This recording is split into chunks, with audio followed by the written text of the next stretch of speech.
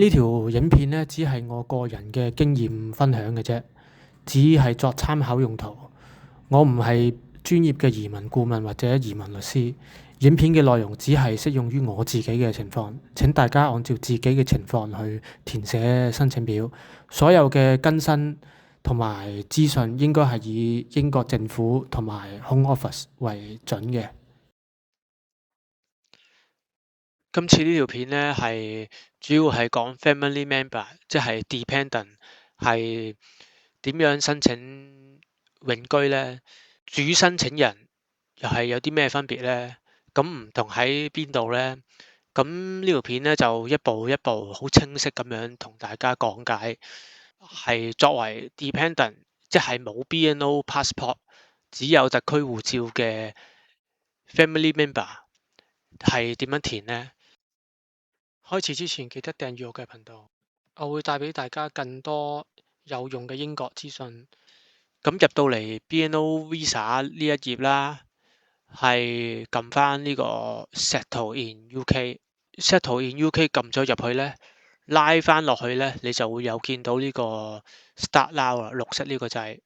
咁留意而家個價錢呢係加咗價啦，3226。咁撳綠色掣啦，Start Now。咁入到去咧，第一個問題就係你會打算喺邊度住啊？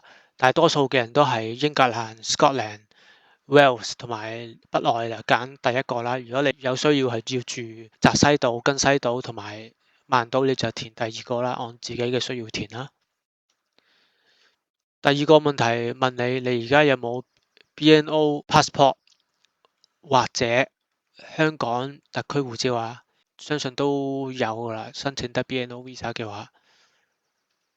咁跟住就叫你確認你嘅身份咯，咁佢就提你啦，嚟緊咧你就要 scan 你嘅 passport 啦，同埋 upload 你張相啦。咁跟住撳綠色個 continue，跟住啦，佢就問你個 passport 有冇呢個標誌啊，即係可以用 NFC 去 scan 你本 passport 嘅。咁如果有嘅你就填 yes 啦，如果冇嘅你就填 no 啦。咁如果冇咧，你就用唔到呢個新方法噶啦，咁就可能要去翻舊方。咁佢就提你就要 check 下你部機有冇 NFC 功能啦，或者你都可以問朋友借嘅，冇問題你就撳綠色掣啦。好啦，跟住啦，佢就提你而家用新方咧，你就要入呢個 eVisa 嗰個 account 嘅。咁如果你本身冇嘅，你就要新增一個啦。新增嘅話，你就撳第一個綠色掣 Create an account。咁如果你本身已經有嘅，已經 set 好你個資料啦，你就撳下邊綠色掣 Sign in。咁然後你登入啦，佢就會問你係用邊個資料、乜嘢資料去登入啊？相信第二同第三個唔係所有人都有嘅，大部分人都係揀 passport 噶啦。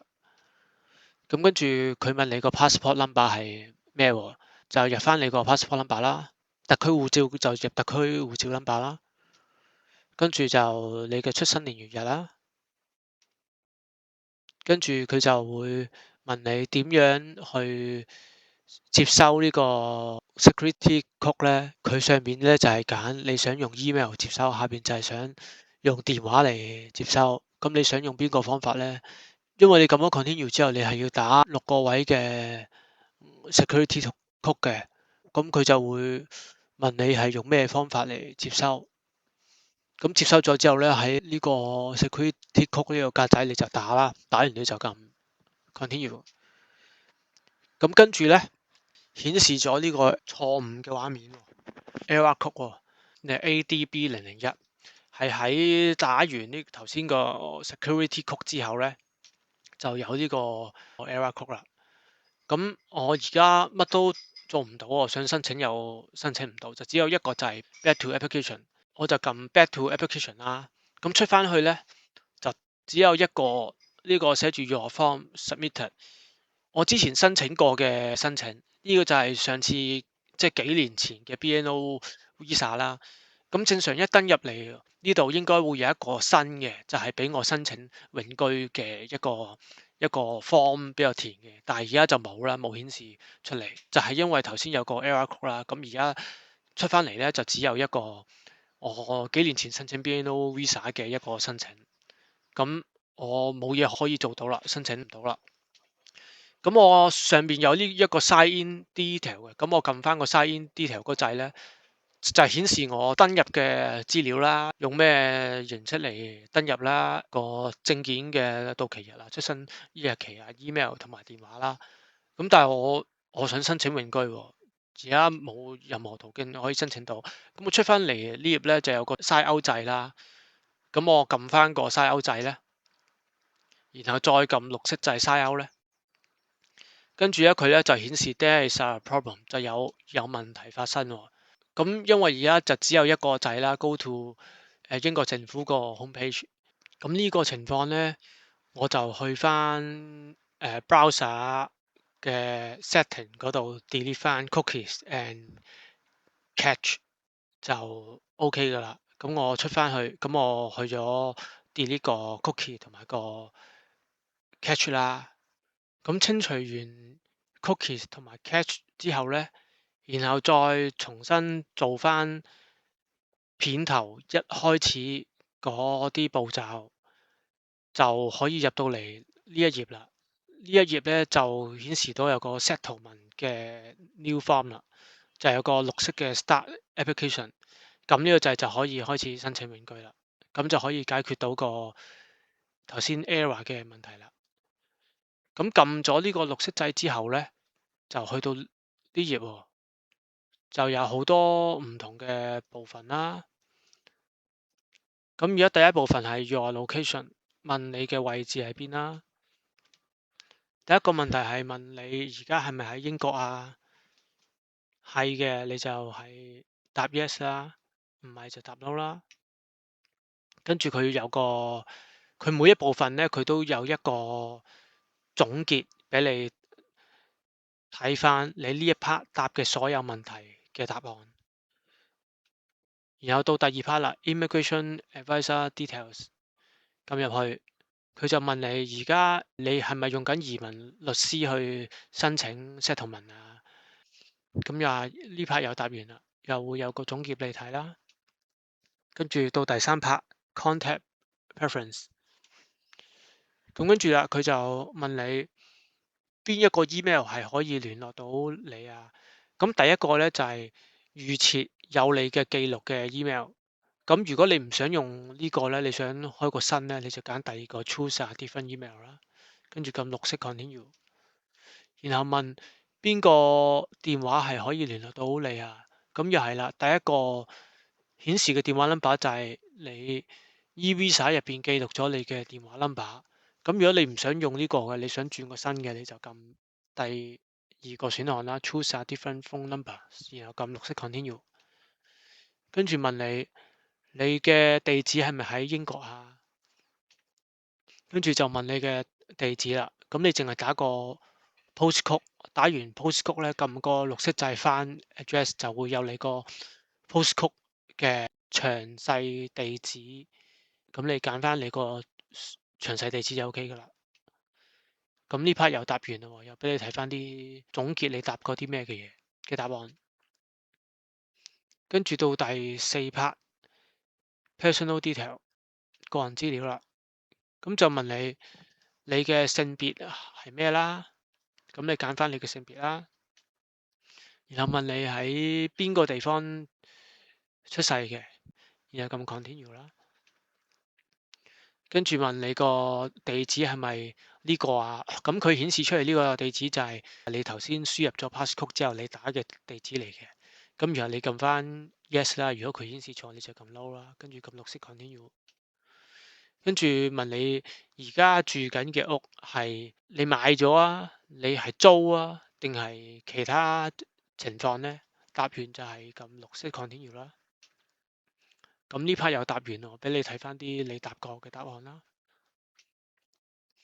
跟住到第五個 immigration status 移民嘅狀況，咁佢就問你之前得到過邊一個嘅移民許可呢？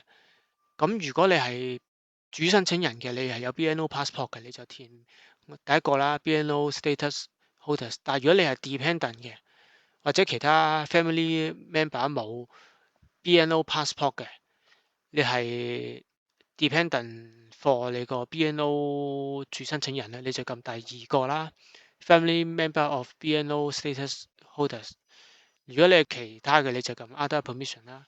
而我呢一條片咧係想分享點樣做用 dependent 去申請嘅，所以就係撳2啦，family members 啦。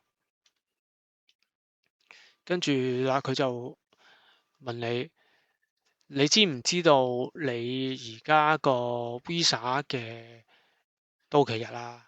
如果唔知嘅，如果唔清楚嘅，你就去翻你幾年前申請 BNO visa 成功批核嗰個 email，就睇翻嗰個日期啦，嗰度都有寫嘅。或者你登入翻 eVisa 就 OK 噶啦。咁如果你知道嘅，咁就撳 yes 啦。咁佢問你喎，咁頭先你答 yes 啊嘛，知道啊嘛，咁邊一日係你個 end day 啊？咁你就打翻個 end day 來啦。跟住就問你有冇其他喺 Home Office 申請緊嘅申請係未批出㗎？佢呢度唔係淨止講永居嘅，總之有冇任何嘢係喺 Home Office 度申請緊而未批出嘅，咁你有就填 yes 啦，冇就填 no 啦。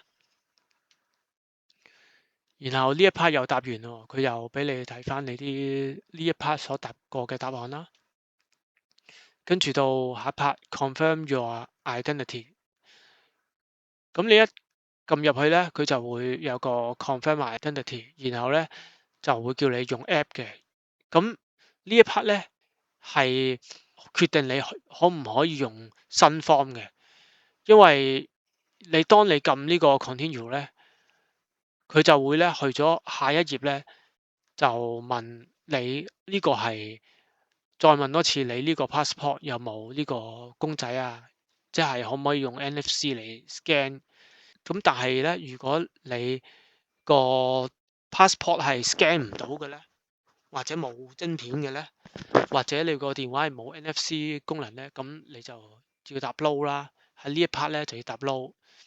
答 no 咧，咁佢下一步咧就唔會叫你用電話嚟 download app 噶啦，佢就會去翻個舊 form 嗰度，就叫你用舊 form，你就要約打手指模啊。係啦，就要交好多文件噶啦。咁我而家係基於一個新 form，所以咧呢度咧係會用 app 去申請呢個永居嘅。咁如果你答 yes 啦，咁你就撳 continue 啦，然後咧就用你個電話 download 一個 app，就係呢度寫住咧係UK Immigration ID app 嘅。咁你 download 完之後咧，喺你嗰個 app 個電話嗰個 app 咧，打翻呢個 connection code 落去，一打完咧，佢就會自動 sign out 嘅。咁你就撳 sign out 啦，然後咧你喺個 app 度影完相 scan 完你個 passport 咧，下一頁咧佢就會顯示你已經 connect 咗個 app 啦，然後你撳翻個 sign in。咁當你搞掂之後咧，就會 connect to the app 啦，就顯示。咁你重新再登入過，咁又會再重新再問過你要登入你個 UKVI account 啊，跟住又問翻你 passport number 啦，又問翻你出生年月日啦，問翻你係點樣接收呢個 security code 啦，打翻個 code 啦，跟住啦就顯示翻你頭先啱啱你申請緊嘅一個永居 form，你繼續撳呢個綠色掣 continue application。咁頭先一開始咧就冇呢個 settlement UAN 嘅，冇呢個 number 嘅。咁而家你重新再登入過入嚟咧，就有呢個 UAN number 啦。咁你撳翻綠色掣就可以入翻嚟噶啦。咁你會見到呢個 confirm your identity，點解仲係 in progress 緊咧？頭先唔係用 app 度認證咗嘅咩？咁你可以照撳入去先，照撳入去咧，佢咧就出咗呢一頁。呢一頁咧就同頭先申請嘅版面咧唔同嘅，咁你唔使理佢嘅，你只要撳 continue 就 OK 噶啦。咁照撳 continue 咧，然後咧彈咗出嚟嗱，佢呢度咧 confirm your identity 嗰度咧，佢寫住 complete，但係咧佢仍然係顯示藍色字喎，confirm your identity，因為上邊 your location 呢啲完成咗會變紫色嘅，咁但係呢個 confirm your identity 仍然係藍色喎，咁你可以再撳入去 check 下係咪真係完成嘅，咁你再撳入去呢個 confirm your identity 啦，咁撳入去咧，佢顯示嘅資料咧就唔同咗啦，就唔係淨係得個 continue 啦，而係有你嘅 passport 嘅資料啦。咁你嘅國籍啊、護照 number 啊、出生年月日啊，同埋你個名啦，咁顯示嘅嘢唔同咗。咁你呢度都冇嘢撳嘅，咁你就撳 continue 啦。咁 continue 之後咧，出翻嚟咧，佢顯示係同一頁嘅。咁但係 confirm your identity 嗰個掣咧，依然係藍色。咁但係唔緊要嘅，藍色唔緊要，最緊要係右邊係寫住 complete 就 OK 噶啦。咁而我哋繼續下一步 other names and nationalities，其他嘅名同埋國籍啦。咁撳入去，佢就問你有冇其他名啊？即係你有冇曾經改過名啦？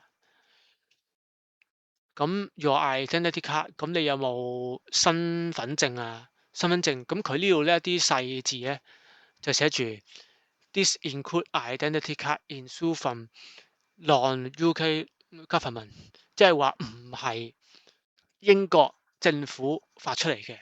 咁我哋香港嘅正常都會有一張香港身份證嘅，所以答 yes 啦。答 yes 咧，然後咧你就填翻你嘅身份證 number 啦。咁而呢度要注意嘅係個身份證 number 咧係唔可以有括弧嘅，需要打括弧入邊嗰個數字，但係個括弧個符號唔使打，即係話 A1234567個括弧唔使打，括弧入邊個數字要打。咁佢問你邊度發出㗎？就香港啦。咁個身份證嘅發出日期係幾時啊？咁你就揾翻你個身份證正面最底嗰個年月日，就係你個發出日期啦。咁香港身份證係冇過期日嘅，所以就下邊 expiry day 就唔使打啦。咁再撳綠色 continue 啦，然後就問你個有冇其他國籍啦。咁如果你係 BNO 主申請人咧，你呢度咧就正常係應該要撳 yes 嘅，因為你除咗個 BNO 國籍咧，你仲有一個香港。但係而家我呢條片主要係顯示 dependent family member 點樣申請。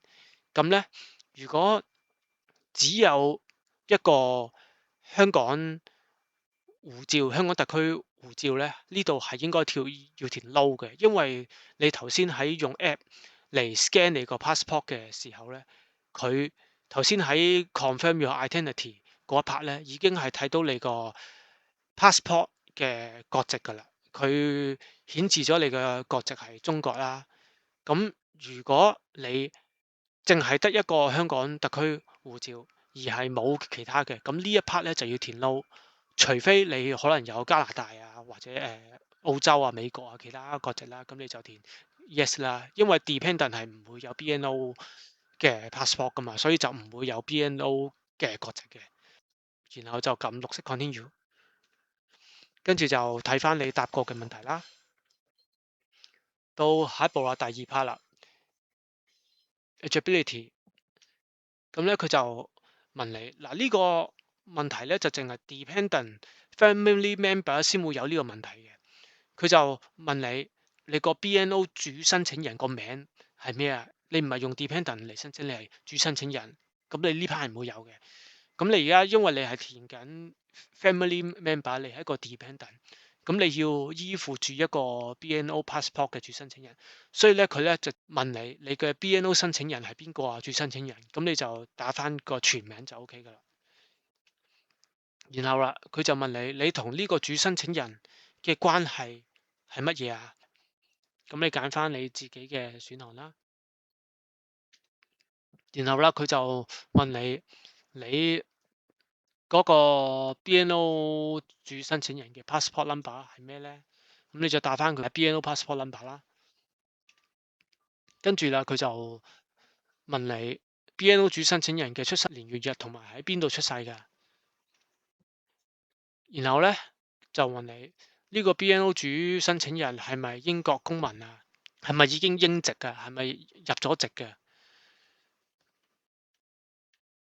咁下一條問題咧，佢就問你咁呢個主申請人咧係咪已經攞咗永居啦？即係佢個永居申請已經批出嘅咧？咁係就答 yes 啦，唔係就答 no 啦。咁佢問你知唔知道呢個 BNO 主申請人個 UAN 啊，即係申請永居時候嘅 UAN number？咁呢個時候你就要抄翻 BNO 主申請人當其時申請嗰個 UAN number，然後你答 yes 啦。yes 之後咧，佢就問你個 UAN 喎，咁你就打翻個 UAN number 落去就得噶啦。咁呢度呢一 part 又答完啦，就會俾你睇翻你答過啲咩問題啦。到下一步啦，family and relationship。咁呢條問題咧就係問你個 relationship status，就係問你個關係啦。咁你有冇結婚啊、單身啊呢啲啦？咁你就答翻佢啦。咁佢問你由上一次申請到而家有冇轉過 partner？即係話你之前申請 BNO Visa 嘅時候到而家有冇轉過你個 partner？因為可能係離咗婚啊，或者本身係單身就喺呢邊結咗婚啊，申請咗 BNO Visa 之後，咁有冇改變過咧？咁就答翻佢啦。咁就有答完呢一 part。到下一 part 啦，linking code for family members。咁佢問你會唔會有其他嘅 family 同你一齊申請啊？咁如果你答 yes 咧，佢就會咧下一步咧就會有個 linking code 俾你嘅，就會同翻你拎翻，就知道嚟緊申請嗰個人咧係你嘅家庭成員。咁然後咧你提供翻嗰個 linking code 俾你下一位申請嘅家庭成員，叫佢輸入翻你呢個 linking code，英國政府就會將你嘅家庭成員就同你拎埋一齊噶啦。咁如果你係冇嘅，咁你就答 no 啦。咁有到下一 part 啦，travel history。咁佢問你係幾時第一日入嚟英國㗎？咁呢度咧其實唔係一定問你批咗 BNO Visa 之後係幾時入嚟啊？佢係問你係第一日入嚟嘅日子，即係話即使你係 LOTR 入嚟嘅，你就照打翻你嘅 LOTR 嘅日子就 OK 㗎啦。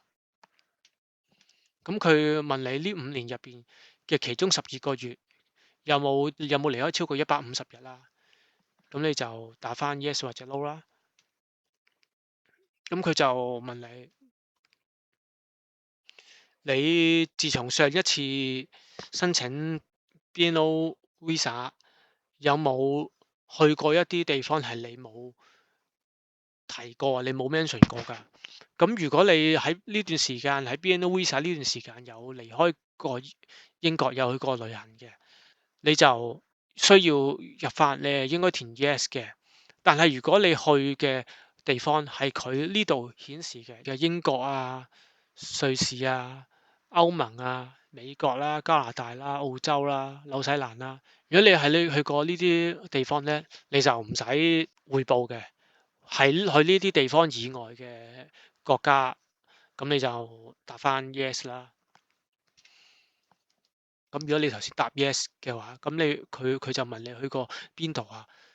咁呢個咧新 form 咧同舊 form 咧個邏輯上咧有啲唔同嘅。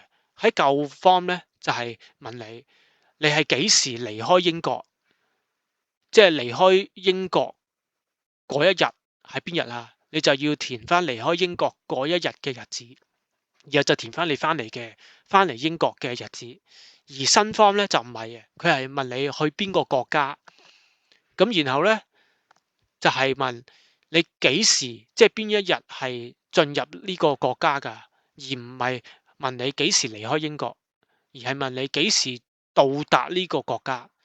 咁你就答翻佢幾時入呢個國家，係幾時離開呢個國家，同埋跟住喺下邊答翻目的啦、旅行啊、工作啊嗰啲啦。咁跟住呢 part 又答完咯喎，到下一 part 啦，details of your time in the UK。咁佢就問你有冇 NI number 啦。咁如果有嘅，你 NI number 係咩啊？跟住就問你有冇車牌啦，有冇英國車牌啦。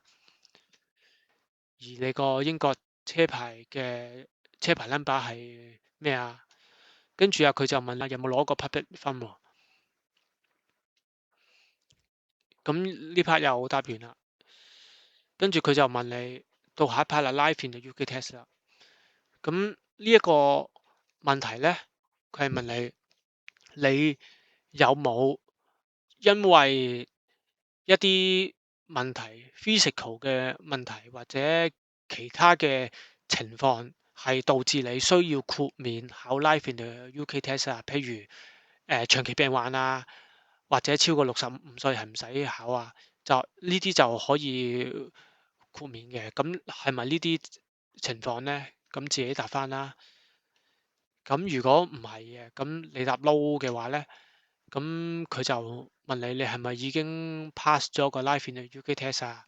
咁正常都應該係要答係嘅，因為如果答 no 就應該申請唔到永居啦。咁就填翻你個 Life in the UK test 個 number 啦。咁呢 part 又答完咯喎，到下一 part 啦。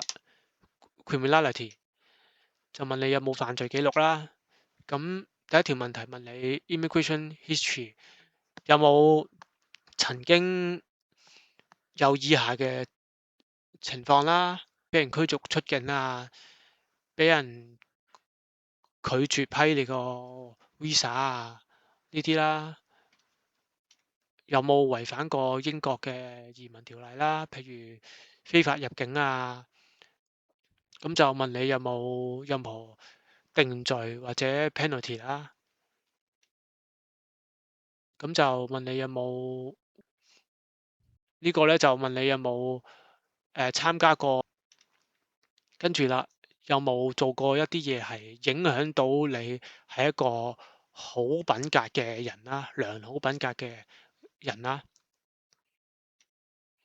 跟住就問你個 employment history 呢度咧，就問有冇做過以下嘅一啲職業啦。咁跟住咧，到下一 part 咧，English language ability 就係英語能力啦。咁佢問你喺上一次成功申請，你有冇提交過英文嘅能力證明咧？咁我哋申請 BNO Visa 係5年㗎嘛，咁而英文 B1 考試咧係得2年嘅啫。